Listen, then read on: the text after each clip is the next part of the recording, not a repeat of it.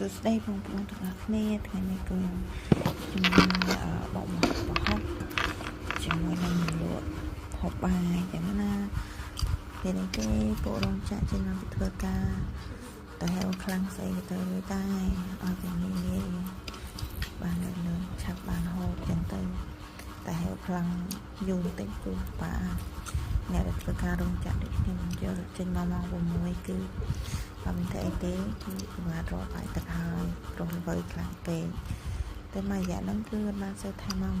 8គឺរោងចក្រគេសុំមានបានឲ្យបានអញ្ចឹងគេឲ្យពីម៉ោង6អញ្ចឹងណា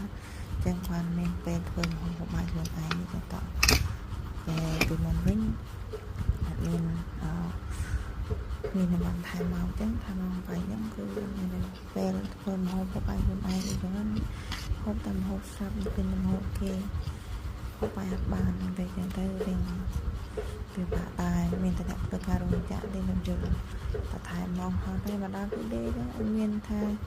មិនដល់សវត្ថបាយទឹកអីទេអត់ទេខ្ញុំវិញមកដល់ទាំងពីក្លំធ្វើអីបានធ្វើអីឲ្យមួយទឹកឲ្យបានថាទីទៅនេះគឺចំឡប់តែលើអត់ទេទីម៉ោង6មកគឺ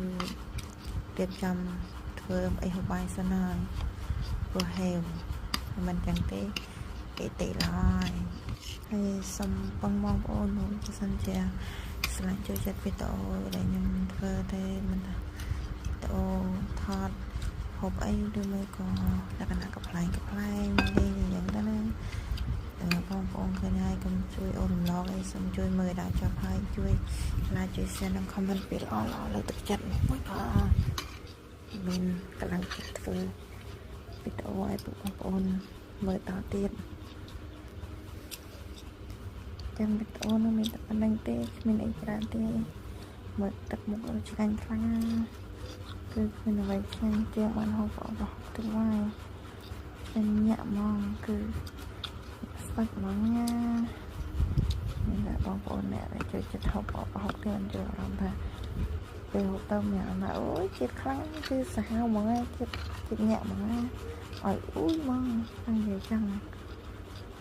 ជម្រាបលាបងប្អូនបាយបាយស្អាតជួបគ្នាបាយ